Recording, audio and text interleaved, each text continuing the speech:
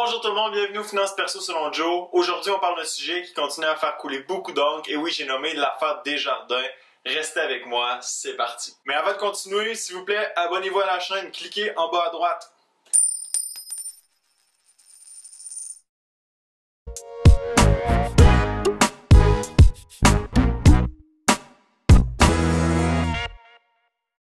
Mes amis, il semblerait que nos données soient maintenant à vendre sur le dark web. Le voleur, le bandit, la crapule, le vaurien qui a pris vos données personnelles, qui les a volées, les a vendues à des bandits sur le dark web, qui est en fait un internet clandestin auquel on accède avec un navigateur spécial et qui nous permet de faire des transactions illicites de façon anonyme. Une espèce de marché aux puces illégal. On peut retrouver toutes sortes de choses, du fentanyl jusqu'au passeport falsifié, jusqu'à vos données, nom, prénom, numéro d'assurance sociale, les comptes que vous avez, le solde de vos comptes, qui sont vendus à d'autres bandits, finalement, qui achètent vos données à l'aide de crypto-monnaies, dont le Bitcoin, par exemple. Puis, lorsque vos données sont dans les mains de ces gens-là, ces gens-là vont essayer de percer la sécurité du site internet de Desjardins pour pouvoir entrer dans votre compte et soit soutirer l'argent ou sinon, à l'aide de vos données personnelles, commander des cartes de crédit, ouvrir des comptes, etc. Le problème avec le dark web, d'ailleurs, c'est justement pour ça que ça a été inventé, c'est que tout se fait dans l'anonymat et c'est quasi impossible de déterminer qui sont les acteurs qui font des transactions illicites. D'ailleurs, je dis bonne chance à la police, sincèrement, pour essayer d'attraper ces gens-là. C'est très difficile. Si je prends l'exemple de Silk Road aux États-Unis, qui est un marché sur lequel on pouvait acheter toutes sortes de drogues, ça a pris du temps, puis ça a pris le FBI et la DEA pour arrêter le fondateur de ce site-là. Bon, on peut pas dire que Desjardins fait rien pour aider les victimes de vol de données. En fait, Desjardins a mis beaucoup de mesures en place, dont la garantie de surveillance identitaire de 5 ans fournie par Equifax. D'ailleurs, si vous n'êtes toujours pas inscrit et que vous avez reçu votre code par la poste, allez voir mon vidéo, le lien dans la description. À la 2e ou 3e minute, je montre les étapes pour s'inscrire en fait sur Equifax. Par ailleurs, Desjardins a introduit une nouvelle protection membres qui s'applique à tous les membres de Desjardins, non pas seulement ceux qui ont été victimes du vol d'identité, mais vraiment à tous les membres, que ce soit les individus ou les entreprises. Cette protection offre un remboursement intégral de toute somme volée à toute victime d'une transaction frauduleuse. Donc, il n'y a aucun plafond, que ce soit 1000, 2000, 5 000, 50 000, 1 million de dollars. Si vous êtes victime d'une transaction frauduleuse et que de l'argent est dérobé de votre compte, Desjardins s'engage à vous rembourser. La protection offre aussi un remboursement de frais engagés jusqu'à hauteur de 50 000 dollars si vous êtes victime de fraude ou de vol d'identité. Par exemple, si vous devez vous absenter du travail pour vous rendre au notaire ou pour devoir faire des appels téléphoniques ou pour pouvoir renouveler des cartes, par exemple. Donc, Desjardins s'engage à rembourser les frais encourus jusqu'à un maximum de 50 000 $. Aussi, la protection offre des services psychologiques si vous êtes victime de fraude, puis que vous êtes en détresse psychologique par rapport à ça, vous allez avoir une épaule sur laquelle pleurer. Évidemment, se faire voler son identité, se faire frauder, c'est probablement une des pires choses qui peut vous arriver au niveau de la protection de la vie privée. Puis je trouve que les gens sont pas nécessairement conséquents. Donc, ils sont super fâchés à propos de Desjardins qui, s'est fait voler leur nom, leur prénom, numéro d'assurance sociale. Mais les gens vont aller sur leur téléphone downloader FaceApp, qui est une application d'espionnage russe, pratiquement. Leurs données vont s'en aller directement en Russie. Donc, on parle de leur nom, leurs photos, leur géolocalisation, leurs données de navigation Internet. Puis, ils réalisent pas nécessairement ce qui se passe lorsqu'ils downloadent des applications comme ça.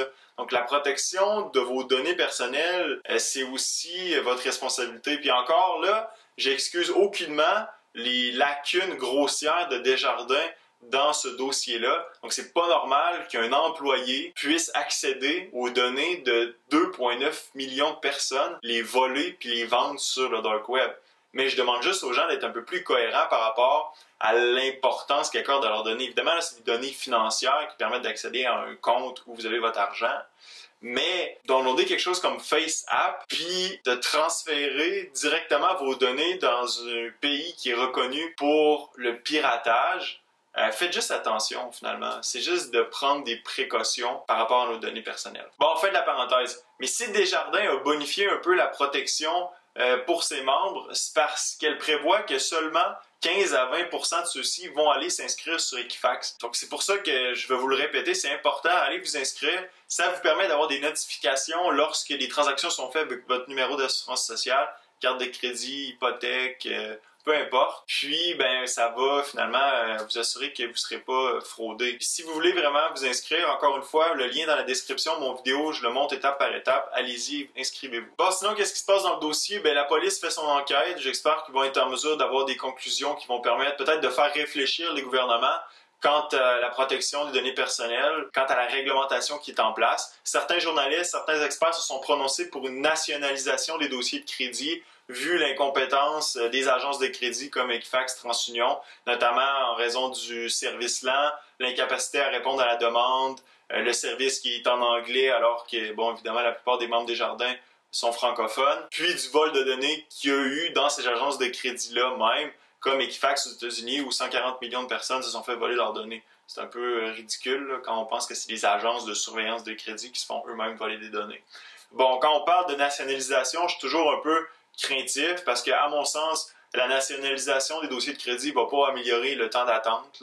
Le gouvernement n'est pas reconnu pour être super rapide. Puis, le gouvernement n'est pas à l'abri non plus des vols d'identité. Le meilleur exemple, c'est il y a 2-3 jours, à la base militaire de Valcartier, il y a un employé de l'armée qui a volé des données sensibles de l'armée. Puis, ce que Desjardins a vécu, ben, il n'y a personne qui est à l'abri de ça, aucune entreprise ou aucune agence gouvernementale. On peut toujours retrouver un employé malveillant qui va soutirer des données, puis qui va les vendre à des individus malfaisants. Mais encore une fois, c'est pas une excuse pour ne pas améliorer les processus en place et la réglementation. Alors, quelles sont les solutions possibles pour éviter que ce genre de choses-là se reproduisent? La première étape, je pense, ce serait de moderniser la réglementation, les lois. La loi sur la protection des renseignements personnels et des documents électroniques, qui date de plus ou moins 20 ans, elle doit être modernisée. Aujourd'hui, avec les téléphones cellulaires, avec les réseaux sociaux, tout ça n'existait pas vraiment il y a 20 ans, donc il faut moderniser pour prendre en compte tous ces nouveaux outils technologiques-là. Ensuite, je crois que les agences de crédit devraient être mieux encadrées, surveillées davantage, d'autant plus que ce sont des acteurs névralgiques dans le contrôle de nos données personnelles. Je crois que le gouvernement devrait en faire un peu plus pour réglementer ces entreprises-là. La troisième chose à faire serait de moderniser le système de numéro d'assurance sociale. C'est pas normal qu'avec 2-3 informations, nom, prénom, numéro d'assurance sociale, date de naissance, qu'on puisse commander des cartes de crédit, ouvrir des comptes de banque. D'ailleurs, il y en a qui ont parti une pétition pour changer les numéros d'assurance sociale de ceux qui ont été victimes du vol de données. Oubliez ça. De toute façon, même si vous changez votre numéro d'assurance sociale, l'ancien est attaché au nouveau. Donc, vous êtes toujours responsable de votre ancien numéro. Donc, c'est quelque chose qui se fait pratiquement pas, là. Laissez tomber cette option-là. C'est vraiment de moderniser le système. Avec toute la technologie qu'on a en 2019, je veux dire, ça prend mon empreinte pour ouvrir mon iPhone, mais ça prend juste mon nom et ma date de naissance pour ouvrir un compte de banque. C'est un peu ridicule. Certains experts vont même jusqu'à affirmer que le Canada est tiers-mondiste dans sa gestion de l'identité de ses citoyens. On pourrait s'inspirer d'autres pays qui sont avancés en termes de gestion de l'identité, donc de l'identité aussi numérique. Donc, l'identité a été numérisée, notamment en Estonie, qui est un pays qui est quand même assez avancé dans ce domaine-là. Leur solution, ça a été d'introduire une carte électronique qui regroupe là, une multitude de trucs comme la carte de santé, les transports en commun, la carte bancaire. C'est aussi une signature électronique qu'on peut faire avec cette carte-là. On peut encrypter des emails, on peut même voter. Donc en Estonie, ils ont introduit le système de vote électronique. Puis c'est la carte avec laquelle on peut voter. C'est quand même assez avancé comme système, mais c'est pas infaillible. Ils ont eu aussi des problèmes de vol d'identité avec cette carte-là. Puis peu importe le système de sécurité qu'on va mettre en place, les bandits vont toujours trouver un moyen d'outrepasser les systèmes de sécurité. Enfin, j'espère que vous avez apprécié la vidéo. N'oubliez pas de vous inscrire sur Equifax. Le lien de mon vidéo sur comment s'inscrire est dans la description. Rendez-vous à la 2e ou 3e minute. Vous allez avoir toutes les étapes sur comment faire. Sinon, faites attention à vos données personnelles. Ça fut un plaisir. À la prochaine.